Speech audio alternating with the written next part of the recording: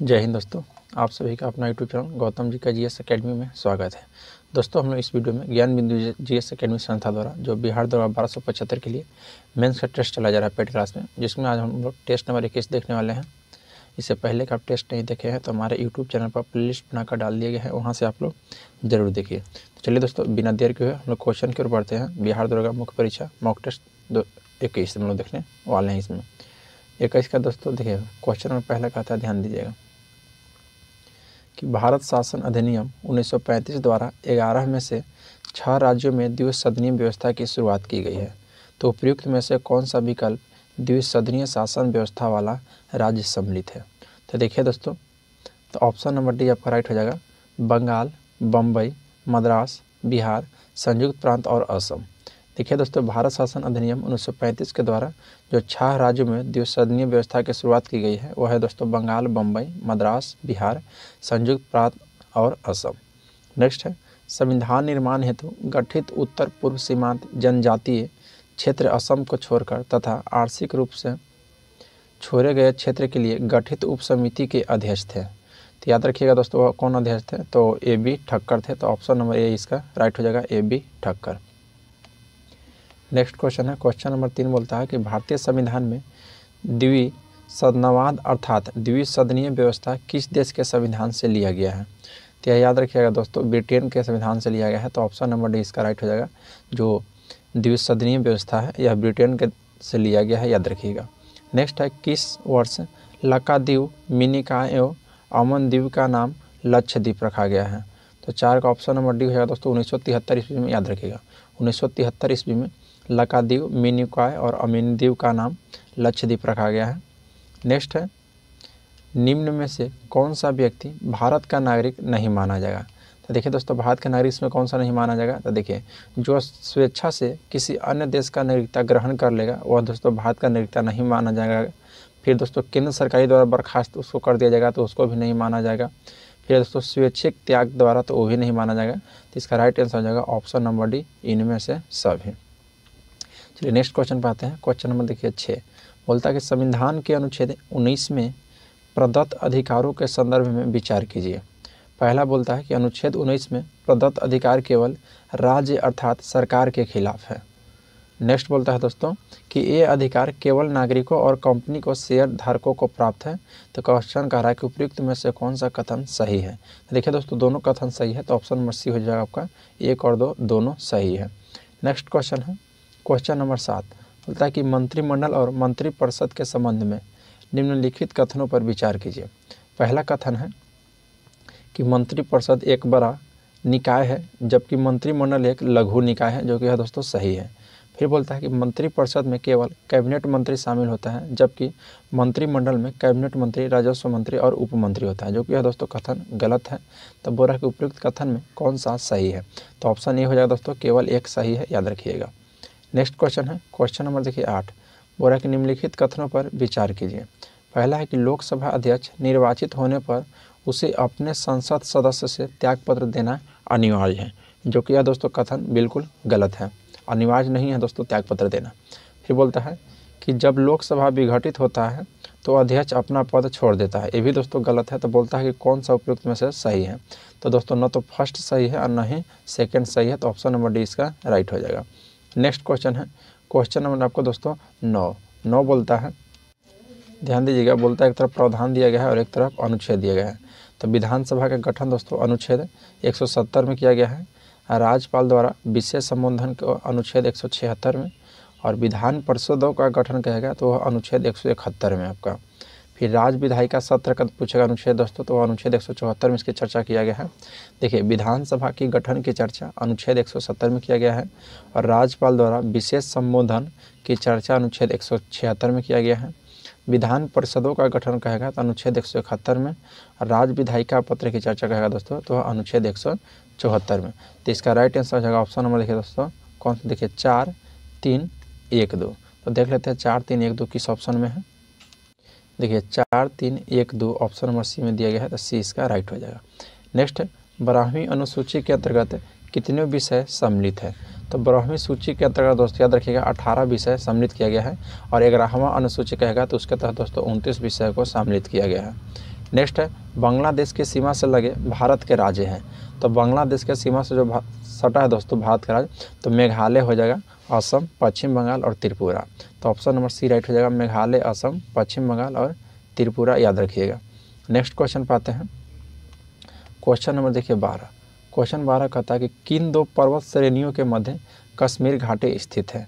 तो देखिए दोस्तों बृहद हिमालय और पीर पंजाल के मध्य जो है यह कश्मीर घाटी स्थित है। तो ऑप्शन नंबर बी इसका राइट हो जाएगा।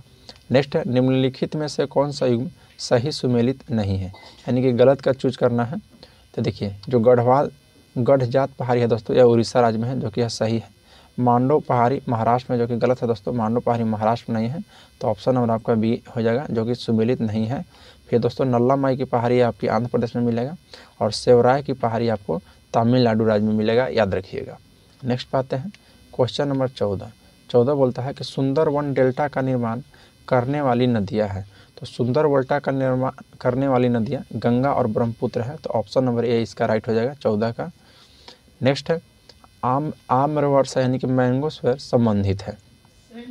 तो यह दोस्तों याद रखिएगा किससे संबंधित है। तो यह बिहार एवं बंगाल में मार्च अप्रैल में होने वाली वर्षा का दोस्तों आम्रवर्षा कहा जाता है। तो ऑप्शन नंबर आपका सी राइट हो जाएगा। नेक्स्ट है कि भारत में निम्न में से किस क्षेत्र में मृदा अपरदन की समस्या गंभीर है। तो देखिए दोस्तों जो शिवालिक पहाड़ियों के पाद क्षेत्र है यहाँ पर मृदा अपरदन की समस्या दोस्तों गंभीर है। तो ऑप्शन नंबर 20 का राइट हो जाएगा, शिवालिक पहाड़ियों को पाद क्षेत्र। नेक्स्ट क्वेश्चन पाते हैं। क्वेश्चन नंबर देखिए 17। सूची 1 को सूची 2 के साथ मिलान करना है। देखिए दोस्तों उष्णकटिबंधीय जो वन है इस साइलेंट वैली हो जाएगा। उष्णकटिबंधीय वन कहाँ में, तो साइलेंट वैली में पाया जाता है। फिर दोस्तों आपको शंकु वृक्ष कहेगा, तो शंकु वृक्ष आपका हिमाचल प्रदेश में देखने के लिए मिल जाएगा। और कच्छ वनस्पति आपको यह राजस्थान में, कच्छ वनस्पति दोस्तों आपको राजस्थान में ही मिल जाएगा। और पतझड़ जो हो जाएगा, और पतझड़ वन दोस्तों आपको सुंदरवन में मिल जाएगा। तो इसका राइट आंसर होगा 4 3 2 1, 4 3 2 1। देखिए दोस्तों ऑप्शन नहीं दिया गया है, इसको आप लोग 4 3 2 1 याद कर लीजिएगा। नेक्स्ट क्वेश्चन है क्वेश्चन नंबर 18। 18 बोल रहा है दोस्तों, इसके अनुसार दोस्तों ऑप्शन आपका ये डी दिया गया है जो अथी में दिया गया है सेट में। नेक्स्ट है कि किस जगह का स्थानीय समय 6 प्रातः है जबकि ग्रीनविच मीन टाइम 3 प्रातः है, उस जगह का देशांतर रेखा क्या होगी। तो देखिए दोस्तों स्थानीय समय दिया गया है 6 बजे का सुबह, और दोस्तों ग्रीन मीन टाइम यानी कि GMT दिया गया है 3 बजे के सुबह। तो उस जगह देशांतर रेखा क्या होगी, तो 18 का राइट हो जाएगा। ऑप्शन में भी 45 डिग्री पूर्व होगा, याद रखिएगा 45 डिग्री पूर्व। नेक्स्ट है दक्षिणी गोलार्ध में सबसे बड़ा दिन होता है। तो दक्षिणी गोलार्ध में दोस्तों सबसे बड़ा दिन कब होता है, तो यह 22 दिसंबर को होता है। दक्षिणी गोलार्ध में सबसे बड़ा दिन, याद रखिएगा। नेक्स्ट है निम्नलिखित में से कौन महाद्वीप संसार में सर्वाधिक माध्य ऊंचाई वाला है। क्वेश्चन कर रहा है दोस्तों कि कौन सा महाद्वीप है जो संसार में सर्वाधिक माध्य ऊंचाई वाला है। तो राइट आंसर हो जाएगा दोस्तों दक्षिणी ध्रुव अंटार्कटिका। तो ऑप्शन नंबर ए इसका राइट हो जाएगा। नेक्स्ट है निम्नलिखित में से कौन सा एक हड़प्पा स्थल नहीं है। तो कौन सा एक इसमें दोस्तों हड़प्पा स्थल आपका नहीं है। देखिए चनहुद्रो भी है दोस्तों, कोटदीजी भी है और देसलपुर भी है, तो बाकी सोहगैरो नहीं है। तो ऑप्शन में इसका सी राइट हो जाएगा दोस्तों, जो सोहगैरो है यह एक हड़प्पा स्थल नहीं है, याद रखिएगा। नेक्स्ट है त्रयी नाम से है। तो त्रयी नाम दोस्तों यह याद रखिएगा 3 वेदों का है, 3 वेदों का दोस्तों त्रयी वेद कहा जाता है। तो ऑप्शन नंबर इसका राइट होगा। उसमें दोस्तों अथर्ववेद नहीं है, बाकी जो तीनों है दोस्तों ये ऋग्वेद, यजुर्वेद, सामवेद, ये सभी दोस्तों त्रिवेद के अंतर्गत आते हैं, यानी कि अथर्ववेद जो है यह त्रिवेद के अंतर्गत नहीं आता है। नेक्स्ट क्वेश्चन है कनिष्क के शासनकाल में बौद्ध सभा किस नगर में आयोजित किया गया है। तो कनिष्क के शासनकाल में दोस्तों यह कुंडलन यानी कि कश्मीर में आयोजन किया गया है। तो ऑप्शन नंबर सी इसका राइट हो जाएगा, 23 का याद रखिएगा। नेक्स्ट क्वेश्चन पाते हैं क्वेश्चन नंबर आपका 24। क्वेश्चन 24 कह रहा है कि राजा नंद का उल्लेख करने वाला अभिलेखीय प्रमाण है। तो राजा नंद का जो उल्लेख किया गया था दोस्तों वह याद रखिएगा खारवेल का हाथी गुम्फा अभिलेख में। तो ऑप्शन नंबर ए इसका राइट हो जाएगा, खारवेल का हाथी गुम्फा अभिलेख में राजा नंद का उल्लेख किया गया है, याद रखिएगा। नेक्स्ट है मौर्य काल में एग्रोनोमई अधिकारी निम्नलिखित में से किस क्षेत्र से संबंधित है। तो मौर्य काल में दोस्तों जो एग्रोनोमई कहा जाता था वह माप निर्माण का अधिकारी था, याद रखिएगा, मार्ग निर्माण का। तो ऑप्शन नंबर सी इसका राइट हो जाएगा, मार्ग निर्माण। नेक्स्ट क्वेश्चन है क्वेश्चन नंबर 26 बोलता है कि निम्नलिखित नामों को कालानुक्रम में व्यवस्थित करें एवं नीचे दिए गए कूट से सही उत्तर प्राप्त करें। एक तरफ दोस्तों चंगेज खां, मोहम्मद गजनवी, मोहम्मद गौरी और तैमूर। तो 26 का आपका राइट आंसर होगा दोस्तों ऑप्शन नंबर बी। देखिए मोहम्मद गजनवी दोस्तों 1 नंबर पर आ जाएंगे, फिर 2 नंबर पर आ जाएंगे दोस्तों मोहम्मद गजनवी, उसके बाद मोहम्मद गौरी, और उसके बाद है दोस्तों चंगेज खां, और उसके बाद साथ फिर तैमूर। तो हो जाएगा 2, 3, 1, 4। नेक्स्ट है निम्नलिखित में से कौन सा कथन बलबन के संबंध में सही नहीं है। तो बलबन के संबंध में दोस्तों कौन सा कथन सही नहीं है। देखिए जो ऑप्शन बी दिया गया है दोस्तों कि इक्तदारी व्यवस्था का प्रारंभ किया था, जो कि यह दोस्तों बिल्कुल गलत है। देखिए और बलबन का संबंध देखिए दोस्तों कि वह नियामत की खुदाई का सिद्धांत का प्रतिपादन दिया था बलबन के द्वारा, और तुर्कान ने चहलगानी का प्रभाव दोस्तों समाप्त कर दिया था बलबन, और बंगाल के विद्रोह को दमन भी किया था बलबन, याद रखिएगा। नेक्स्ट क्वेश्चन पर आते हैं। क्वेश्चन नंबर 28 बोलता है कि दिल्ली के किस मुस्लिम शासक के निधन पर एक इतिहासकार ने कहा राजा को प्रजा से मुक्ति मिली व उन्हें राजा से। तो यह दोस्तों याद रखिएगा, जब मोहम्मद बिन तुगलक के दोस्तों शासक के निधन जब हो गया था, तो इनको इतिहासकारों ने कहा कि राजा को प्रजा से मुक्ति मिली और उन्हें राजा से। चलिए नेक्स्ट क्वेश्चन है दोस्तों कि तथाकथित कुशासन के आधार पर किस गवर्नर जनरल ने मैसूर राज्य के प्रशासन को लिया था। तो 29 का राइट हो जाएगा दोस्तों option number C, Lord William Bentinck ने, याद रखिएगा लॉर्ड विलियम बेंटिंक ने। नेक्स्ट क्वेश्चन पर आते हैं। क्वेश्चन नंबर देखिए दोस्तों 30।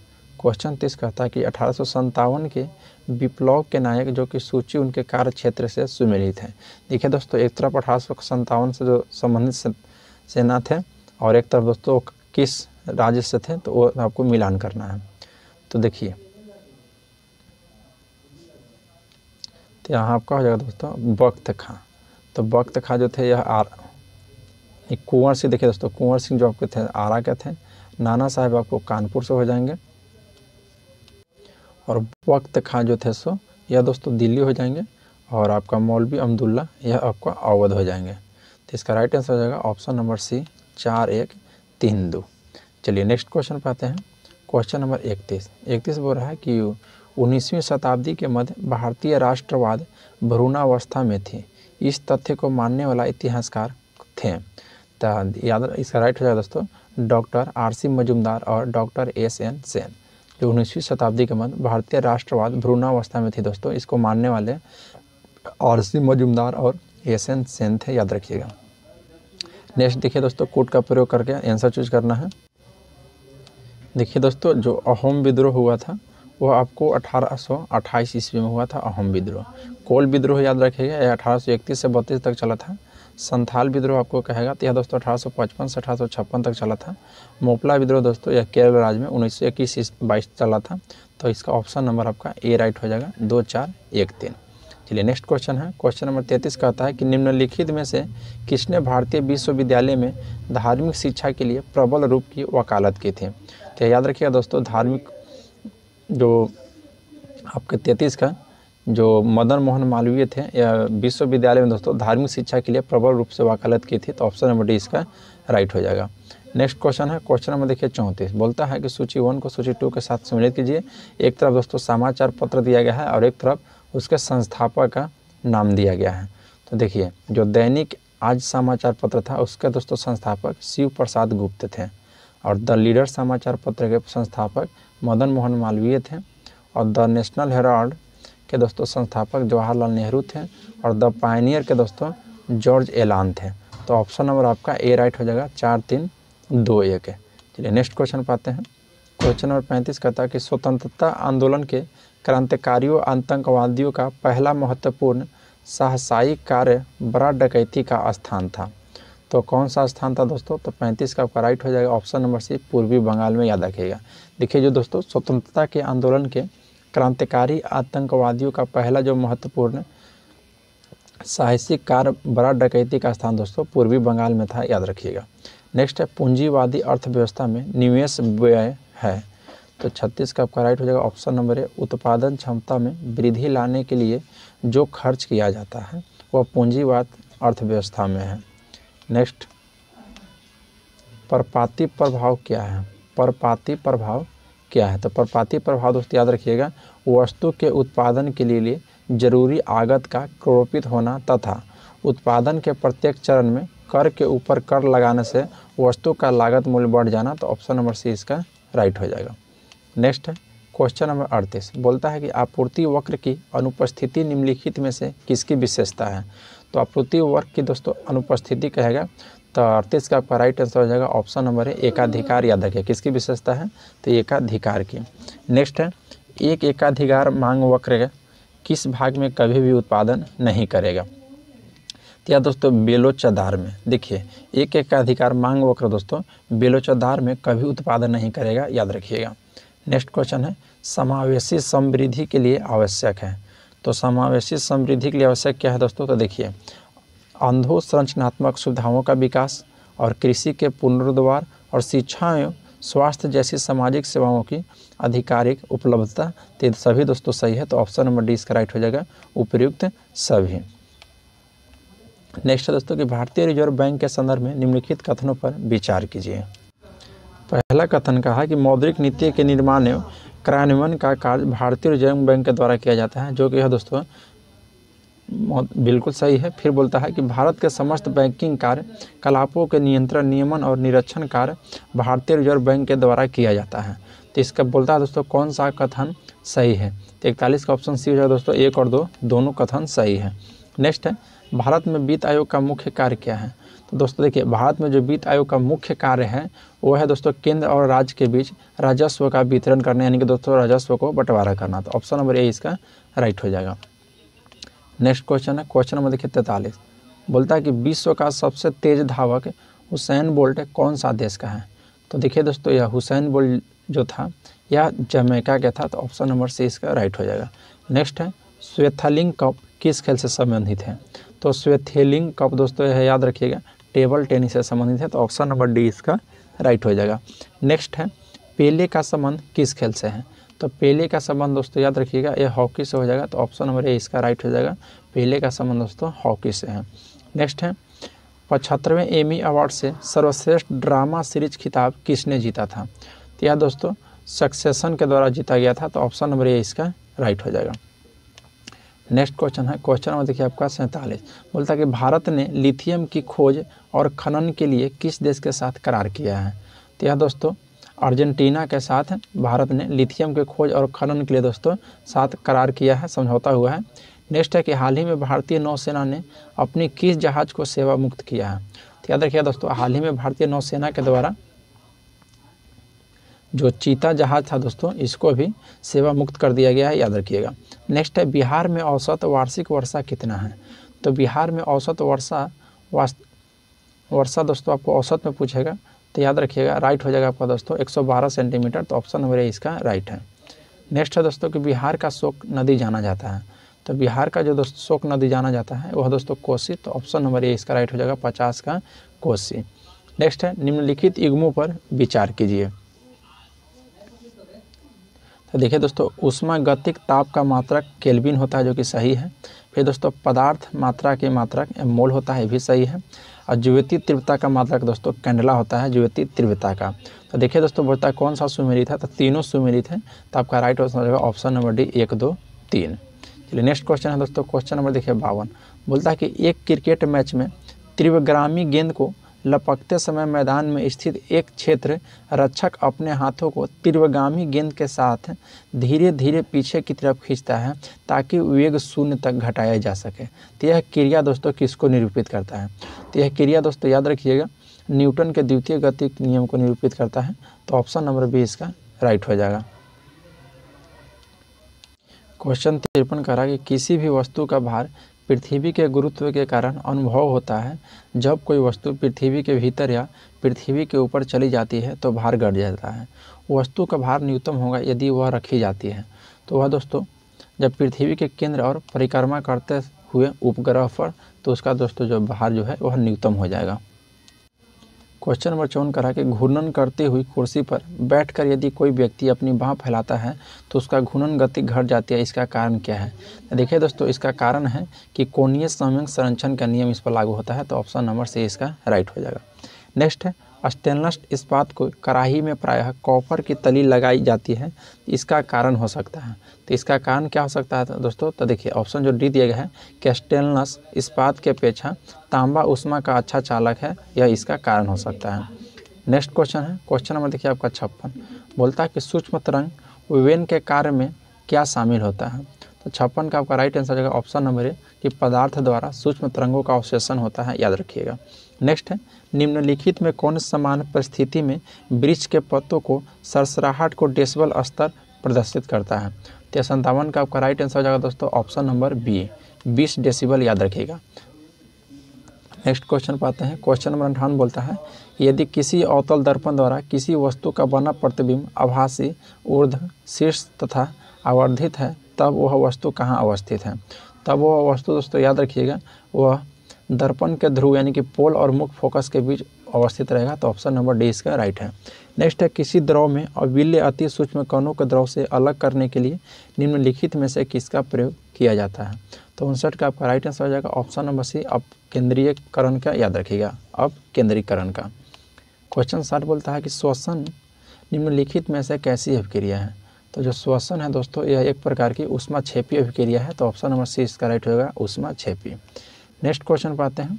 आधुनिक आवर्त सारणी के संदर्भ में निम्नलिखित कथनों में कौन सा सही नहीं है? तो देखिए जो ऑप्शन डी दिया गया है कि धात्विक अभिलक्षण आवर्त में बढ़ता है और समूह में नीचे जाने पर घटता है, जो कि यह कथन गलत है। तो ऑप्शन नंबर डी इसका राइट हो जाएगा। बाकी दोस्तों एक ही समूह में सभी तत्वों की संयोजकता इलेक्ट्रॉन की संख्या समान होती है, सही है। प्रत्येक आवर्त दर्शाता है कि एक नया कोष इलेक्ट्रॉन से भरा जाता है, ये भी सही है। और आवर्त में दोस्तों दाईं ओर जाने पर परमाणु त्रिज्या घटती है, जबकि समूह में ऊपर से नीचे जाने पर परमाणु का आकार बढ़ता है। चलिए नेक्स्ट क्वेश्चन है। क्वेश्चन नंबर 62 बोलता है कि किसी तार परिबंध मानक प्रतिरोध में मैग्नीन या कांस्टेंट का उपयोग होता है, इसका कारण क्या है? तो इसका कारण है दोस्तों कि इसकी प्रतिरोधकता ताप के साथ लगभग अपरिवर्तित बनी रहती है, याद रखिएगा। नेक्स्ट है, सामान्यतः धातु अम्ल से क्रिया करके हाइड्रोजन गैस उत्सर्जित करती है, परंतु जब धातु नाइट्रिक अम्ल के साथ क्रिया करती है तो ऐसा नहीं होता है। तो क्यों ऐसा नहीं होता है दोस्तों? तो क्योंकि दोस्तों कि नाइट्रिक अम्ल का एक प्रबल ऑक्सीकारक होता है, इसलिए। चलिए नेक्स्ट क्वेश्चन पे आते हैं। क्वेश्चन 64 कहता है कि घड़ी में प्रयोग होने वाले क्वार्टज क्रिस्टल होते हैं। तो घड़ी में प्रयोग होने वाले जो क्वार्टज क्रिस्टल होते हैं वह याद रखिएगा सिलिकॉन डाइऑक्साइड। तो ऑप्शन नंबर बी इसका राइट हो जाएगा। नेक्स्ट क्वेश्चन है, क्वेश्चन मिलान करना है। तो 65 का आपका राइट आंसर हो जाएगा ऑप्शन नंबर ए। दोस्तों देखिए मिलान करते हैं। जो एस्केरिस जंतु है यह दोस्तों सूत्रकृमि संघ की है, जिसे निमोडा के अंतर्गत रखा गया है। और मलेरिया परजीवी है आदि जंतु जिसे प्रोटोजेवा के अंतर्गत आता है। और घरेलू मक्खी जो होता है दोस्तों ये आपको सधिपात संघ यानी कि अर्थोपोडा में अंतर्गत आएगा। और गाय जो है दोस्तों यह स्तनी वर्ग यानी कि मेलमिया में आएगा, याद रखिएगा मैमेलिया में। नेक्स्ट है कि निम्नलिखित में से किसकी शारीरिक बनावट एक द्विपार्श्विक समरूपता होती है? तो याद रखिएगा दोस्तों यह जो नेरिस है, नेरिस के जो शारीरिक बनावट होता है यह द्विपार्श्विक समरूपता होती है। नेक्स्ट है कि प्राणियों में निम्नलिखित में से किस प्रकार के संयोजी ऊतक में वसा संग्रहित रहती है? तो यह दोस्तों एडिपोसाइड में, याद रखिएगा एडिपोसाइड में संयोजी ऊतकों में वसा संग्रहित रहती है। नेक्स्ट है लाइसोसोम के बनने के लिए निम्नलिखित में से कौन सा उत्तरदायी है? तो लाइसोसोम बनने के लिए दोस्तों यह याद रखिएगा गोल्जी उपकरण उत्तरदायी है इसका। और तो ऑप्शन नंबर बी इसका राइट हो जाएगा। नेक्स्ट है कि लाल रक्त कोशिका में है। तो लाल रक्त कोशिका में क्या है? तो देखिए न्यूक्लियस, माइटोकॉन्ड्रिया और अंतःप्रद्रवी जालिका नहीं होती है लाल रक्त कोशिकाओं में, याद रखिएगा। बाकी दोस्तों न्यूक्लियस, सूत्रकणिका और अंतःप्रद्रवी जालिका होती है। और न्यूक्लियस और सूत्रकणिका भी होती है किंतु अंतःप्रद्रवी जालिका नहीं होती है। सूत्रकणिका नहीं होती दोस्तों किंतु अंतःप्रद्रवी जालिका होती है। नेक्स्ट है कि निम्नलिखित में से वह कौन सा हार्मोन है जिसकी अधिकता से एग्रोमिगली नामक विकार उत्पन्न होता है? तो वह कौन सा हार्मोन है दोस्तों? तो 70 का आपका राइट आंसर होगा option number A somatotropic hormone. Somatotropic hormone है दोस्तों जिसकी अधिकता में एग्रोमिगली नामक विकार उत्पन्न होता है, याद रखिएगा। देखिए दोस्तों आज टेस्ट सेट नंबर हम लोग 21 को समाप्त कर दिए। टोटल इसमें 70 क्वेश्चन था जो कि जीके जीएस का था, इसको हम लोग समाप्त कर दिए हैं। इसका पीडीएफ के लिए दोस्तों हमारे डिस्क्रिप्शन में दिया गया टेलीग्राम का लिंक है, वहाँ पे आप लोग ज्वाइन हो जाइए। तो चलिए दोस्तों आज के लिए इतना ही, मिलते हैं आपसे नेक्स्ट क्लास में। जय हिंद दोस्तों।